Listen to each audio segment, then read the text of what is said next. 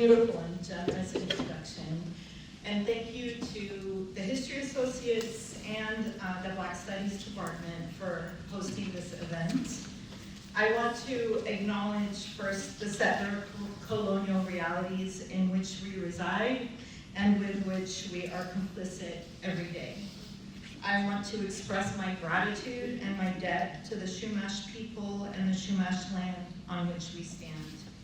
And in that tradition, and following Indigenous scholar Leanne Simpson, I begin today with an image of Gaza as it once was.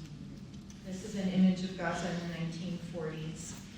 What we know today as the 141 square mile territory of the Gaza Strip is a product of the 1948 partition of Palestine. The city of Gaza is 4,000 years old. The broader Gaza district, of which the city was a part, was a vibrant site of trade, commerce, and cultural production. This is Gaza, October 6th. I share these images to mark our collective loss and mourning. I share them too to think about our experience of time in a present that, to build on Simpson's phrase, collapses the past into the future and imposes what Shreko Horvat has called an eternal present. Today I want to think together about this age of generalized catastrophe from the standpoint of Palestinians in the Gaza Strip. I will ask if in the face of all this death and destruction, we can also think of the Gaza Strip and Palestine more broadly as spaces of abundance, an abundance of lessons for living in catastrophe. I do this work as a child of a Palestinian man and woman who became, like 750,000 other Palestinians, refugees in 1948. I am a product and a scholar of what we call our ongoing Nakba, or catastrophe, that spans 100 years of denial of Palestinian political rights and peoplehood.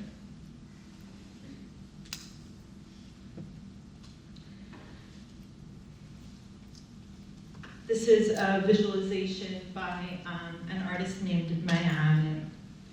The earth has narrowed, said a Palestinian man in Rafah last week. He had taken refuge with his family in Nasser Hospital, one of the last remaining hospitals in the Gaza Strip that is today a site of mass burial. What does it mean for the earth to narrow? How does the earth narrow in a time of the eternal present, of reiterative grief, of interminable mourning, what Christina Sharp would call being in the wake? What can this shifting space-time continuum teach us? Every day is the worst day, narrates Lara Al-Burnoum, as she inventories the suffering, hunger, maiming, and death suffered by Palestinians in the Gaza Strip since October 7, 2023. Some of us thought that the devastation and impoverishment brought on by 16 years of total siege, blockade, and repeated aggressions in and on Gaza could not get worse. But as the history of Palestine and the Palestinians teaches us, things can always get worse. Every day, for 3 months and counting, Israel's US-supplied arsenal has inflicted genocide. It is a betrayal to watch the shredding of our people. It is a betrayal to look away. We are today in the 108th day of relentless grieving. We grieve all life. We grieve the 1,400 Israelis that Hamas killed on that fateful day of October 7. We grieve the 25,105 Palestinians that Israel has killed since that day. We grieve the 387 Palestinians that Israeli soldiers and settlers have killed since October 7 in the West Bank. We grieve the over 8,000 people missing under the rubble.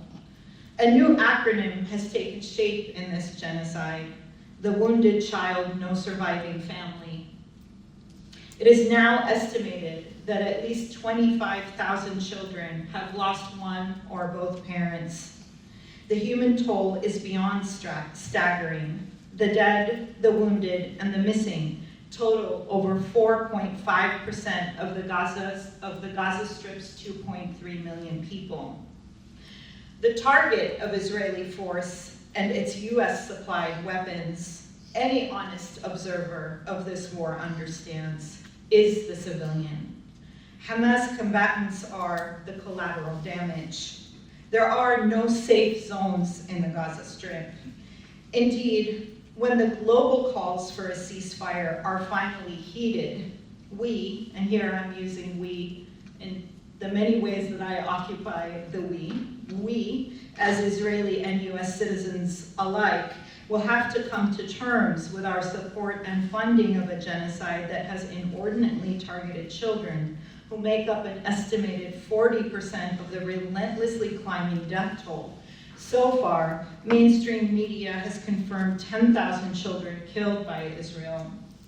We know, too, that the unfolding realities and the new forms of death they bring are equally relentless. The perfect storm for disease has begun, said the UNICEF spokesperson on December 12, 2023. Kidney failure and diarrhea caused by dehydration have quadrupled during this war. Hunger, a destroyed health sector, the lack of water, the lack of refrigeration, and medical supplies will lead, we know, to epidemics of dysentery, hepatitis, acute respiratory infections, and other contagious diseases. Disease, as one retired Israeli general recently explained, is an effective tool of war. Since October 25th, starvation has also been a weapon of war. 1 in 4 Palestinians in Gaza now live in hunger. We know what starvation does to the body. It feeds on its own stores of fat, moves on to muscles, erodes the heart, shuts down the immune system, attacks the brain, renders concentration impossible, and ends in slow and painful death. Knowledge, too, is a target. And as we sit here in our university, I want to linger on that reality in particular. An estimated 70% of Gaza's schools have been reduced to rubble. Israel has obliterated Gaza's central archives, incinerating 150 years' worth of archival materials. Every single one of Gaza's 11 universities, including Al-Azhar University and the Islamic University of Gaza, are in ruins. 76 cultural centers, 3 theaters, 5 museums, 15 publishing houses and bookstores, 80 public libraries, and 105 heritage sites that dotted the Gaza Strip's cultural landscape are now destroyed.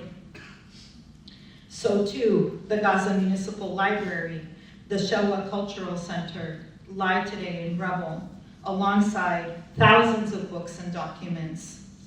The buildings that house these centers, these libraries, these universities, these cultural centers, were precious spaces of communal learning and gathering.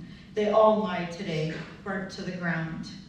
Genocide, we know, targets families in their entirety, attempting to erase the next generation by killing children in the thousands. And now we must also recognize another kind of destruction, of epistemicide, a policy that mandates the destruction of cultural and historical sites, libraries, bookstores, and the killing of educators. We know at least today, at least 100 university professors have been killed in Gaza. We also know that making life unlivable in the Gaza Strip and making the Gaza Strip uninhabitable has been a promise on which the Israelis delivered slowly over the past 16 years and at warp speed since October 7. We know that that kind of promise is predicated on devastating social infrastructure. As one Israeli general hoped, quote, Gaza will become a place where no human being can exist. Sitting as we are in a US university on Chumash land, it is opportune to remember that this is as much a US war as it is an Israeli one. Since 1948, the United States has gifted Israel more than $260 billion in mostly military aid. That does not include an additional $14.3 billion that Biden had pledged to Israel this last November. 2,000-pound US Mk-84 bunker busters have targeted Palestinians with at least 208 of these devastating bombs dropped on the southern Gaza Strip alone. The US-made Joint Direct Attack munitions turns earth to liquid and renders instant death to anyone within 100 feet of the bomb's impact.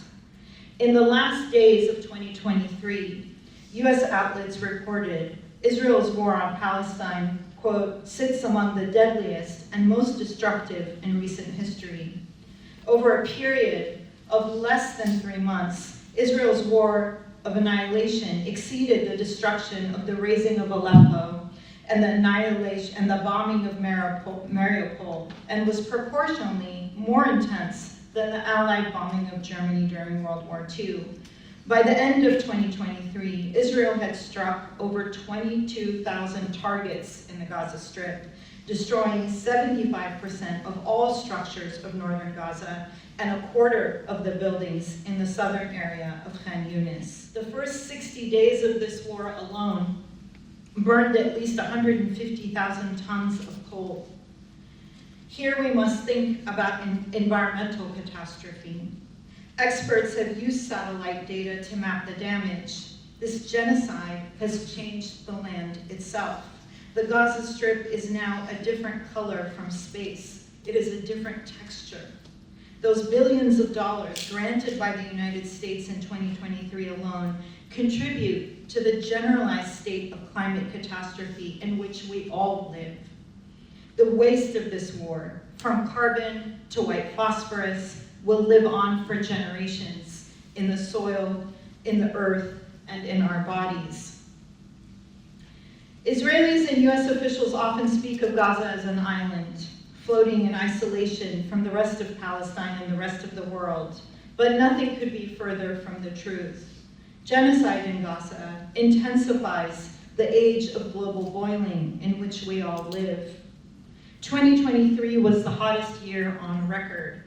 On November 17, 2023, and for the first time ever, global temperatures reached 2 degrees Celsius above pre-industrial rates.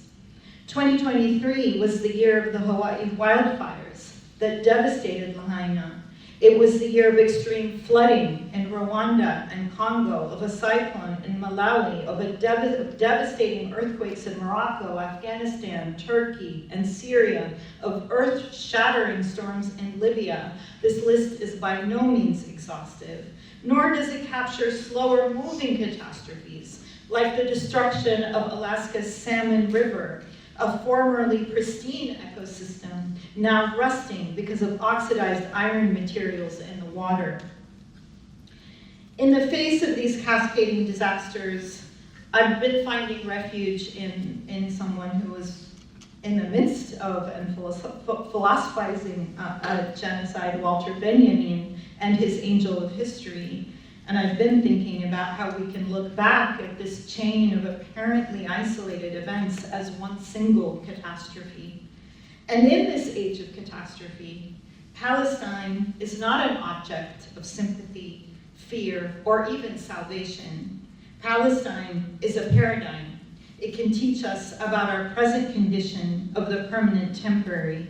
Let me turn now to some of those lessons. The first lesson goes back to the question of time I started with, to the ongoing character of catastrophe, to the narrowing of the earth in Gaza, and to the confines of the nation state. To restate the obvious, something that needs stating over and over again, the history of Palestine and Israel did not begin on October 7. What can explain the long and ongoing crisis of this wounded place? My answer to this question is the problem of Europe. During the 19th century, the category of race became a dominant way to establish civilizational hierarchies in a shifting world order. Anti-Semitism racialized Jews as a biologically irredeemable, inassimilable other. This racialization paralleled and built on the racialization and violent exclusion of Black, brown, and colonized bodies. The racialization of Jews in Europe would lead to industrial-scale genocide under Nazi rule, a genocide honed in Central Africa, and as the president of Namibia, Hage Geingob, reminded us just last week, the first genocide of the 20th century was the German killing of tens of thousands of Namibians between 1904 and 1908. It took Germany 107 years to recognize that genocide.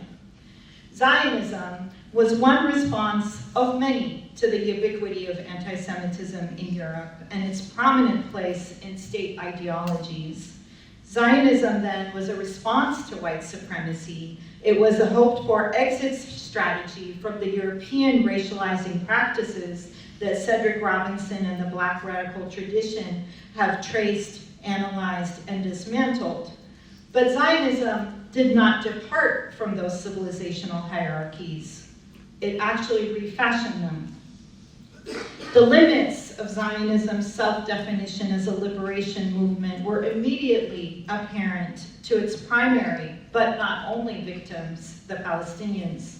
There are plenty of other limits to Zionism that I'd be happy to talk more about for both European and Mizrahi Jewish people. But for now, I'd say in sum that Zionism was both a response to, and crucially, an extension of European racializing ideas and practices. In 1917, British colonialism committed to a new vision for the land of Palestine, a land without its people. The Balfour Declaration of 1917, which would become the legal foundation of the British Mandate government in Palestine, announced the British colonial government's intent to facilitate a Jewish national home, this is the language in the declaration, while safeguarding the civil and religious rights of quote-unquote non-Jewish people. Jewish people in Palestine are at about 8% of the of people in Palestine generally. So this is a really important moment because this is a moment at which the majority of people in Palestine, Palestinian Christians and Muslims, are defined by what they are not. They are called non-Jewish. And they are also, at this moment, beginning to be denied both their peoplehood and their political rights. That year, 1948, marked a fateful twin birth of the Israeli state and the ongoing Palestinian refugee condition, the inception of the Nakba. The Zionist movement established the state of Israel on the lands of the Palestinian people, and that year, 750,000 Palestinians became stateless refugees, while 150,000 became internally displaced in the new state of Israel. 70% of the people in the Gaza Strip at the start of 2023 were the refugees and descendants of 1948. Those Palestinians in the Gaza Strip carry the long legacy of the denial of their peoplehood. After the 1967 war with Egypt, Syria, and Jordan, Israel occupied East Jerusalem, the Golan Heights, the Gaza Strip, and the West Bank. And again, more than 300,000 additional Palestinians became refugees. From 1967 to the present, Israel has overseen a military occupation of Palestinian land and life. And for the last 75 years, Palestinians have suffered enclosure, dispossession, and fragmentation. They have been subject to the denial of self-determination as individuals and as a people. Since the ostensible peace process that began in 1993, Israeli settlers in territories occupied in 1967 have increased exponentially. Since 1967 to the present, 600,000 Israelis have settled in the West Bank. Their settlements and an elaborate system of bypass roads and checkpoints that weave them together have split the West Bank into isolated cantons along an inescapable wall. So this is a longue durée history of cumulative, repetitive, ongoing dispossession, as well as transgenerational trauma, and this is an image from 2023. So the first lesson here is that our problem is not our solution. The nation state or its lack is not the way forward. And I think the first lesson Palestine and Israel offer us is to imagine freedom against and beyond the framework of national territorial sovereignty. And here we can turn to a lesson of indigenous studies to ask not who the land belongs to, but to insist that we belong to it. A second lesson is to reject hierarchies of suffering and to embrace radical empathy.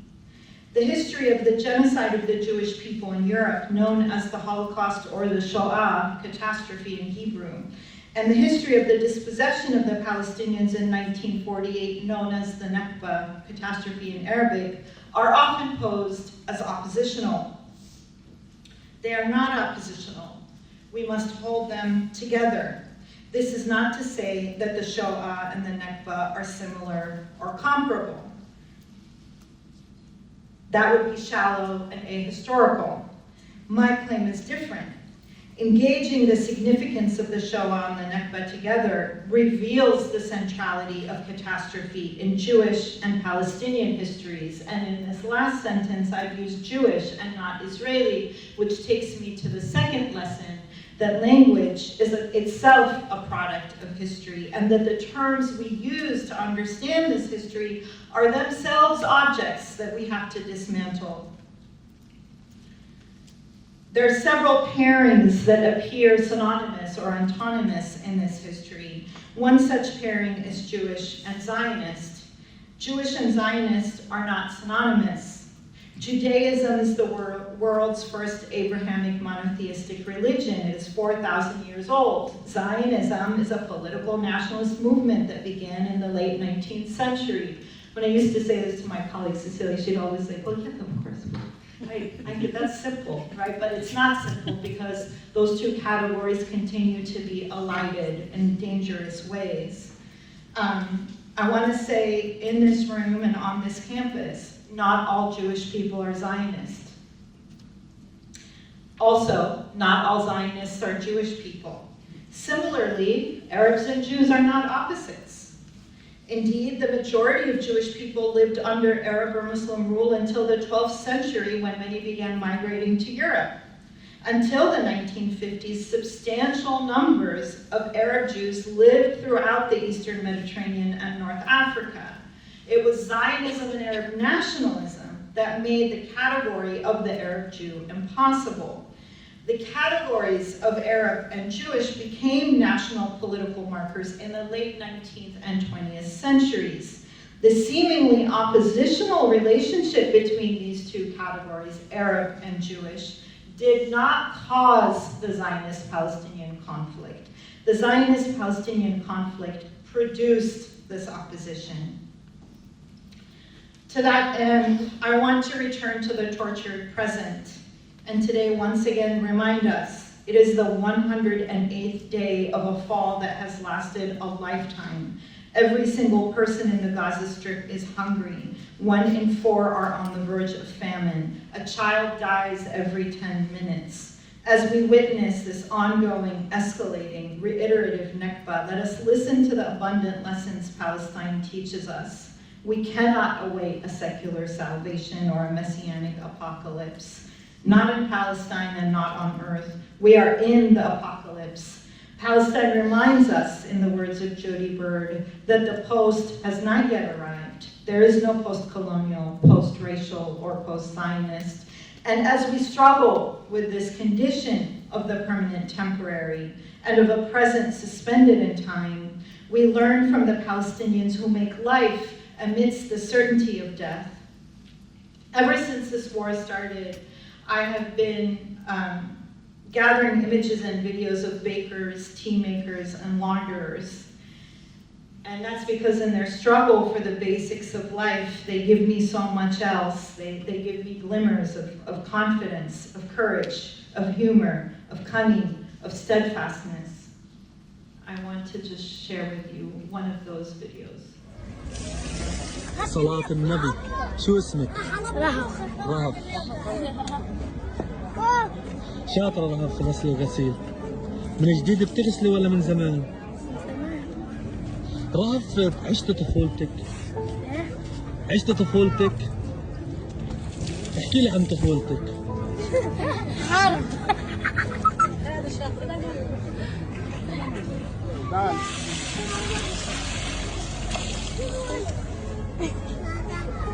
اجي اساعدك؟ تعال ولع الماما. ما انت ولعتيها صلاة النبي عني. شوف يا عمو احنا بنستخدم شو يا عمو تعال احكي لي ايش مالك يا عمو ايش بدك تحكي؟ احنا بنستخدم ولا اكل ولا شرب ولا خلوا الناس بالشوارع. So just to translate, he's asking her, "Oh, you're so smart. You're such a good girl. Have you always been a launderer? Have you always washed everybody's clothes?" And she's like, "Yeah." He's like, "Well, have you had a childhood?" She's like, "Yeah." What do you want from me? and I just find her name is Rahaf, and I feel like her unshakable smile, her insistence on her childhood, her determined rejection of despair teaches us that she lives in Palestine and Palestine lives in her. And over, I've been returning to the storytellers, and I've been thinking about the practice of storytelling for a long time, and I found a lot of refuge in the work of Deborah Cohen, who actually studies the history of seismology. And she guides us to return to the role of tradition, training, and habit in cultivating a response to catastrophe. And she does this really interesting read of Benjamin, who apparently did radio programs for children, and did this address in 1931 about the Lisbon earthquake, which is this kind of canonical moment of catastrophe in Western intellectual tradition. And she uses this to trace a way out of the philosopher's later distinction between the traditional and the modern, and namely when he is mourning the passing of the oral tradition in his essay, The Storyteller. And she finds that in the 19th and 20th century, well into the 20th century, scientific descriptions of earthquakes were actually synthesized from everyday people's accounts.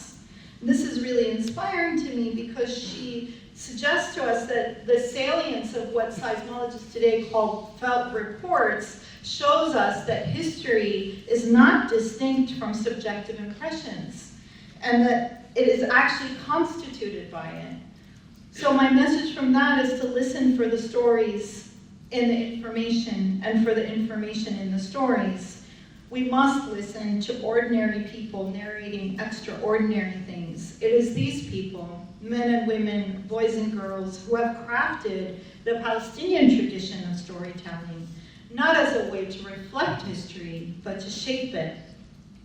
As the generations pass, Rosemary Sayed reminds us, telling our stories is a way of living despite catastrophe, of perceiving the world and acting towards it. And it's through these acts towards the world that Palestinians teach us to exceed exclusion from the human, to hold tightly to our visions of the possible, and to shape and reshape life, even amidst the certainty of death. And here I want to give the last word to one of my favorite storytellers today, Lama Jamous. اسمي لاما أبو جاموس. أول ما صارت الحرب حبيت إنه أمسك الكاميرا وأكون صحفية عشان أوصل صوت أطفال فلسطين للعالم. إحنا بنحس بالخوف بنضل نجيب أمهاتنا. أنا على صفحة الإنستغرام بحب إنه أنشر الأخبار وبحب إنه أنزل الفيديوهات اللي بيصير في غزة.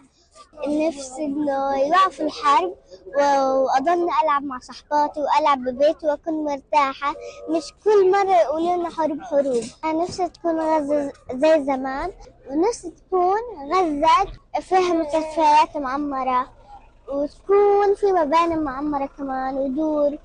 أنا بحب إنه يكون عندي متابعين، وأحب إنه يوصل صوتي للعالم يسمعوني، وأنا كمان بدي أسمعهم، وإن شاء الله تخلص الحرب على خير. That's it. Thank you.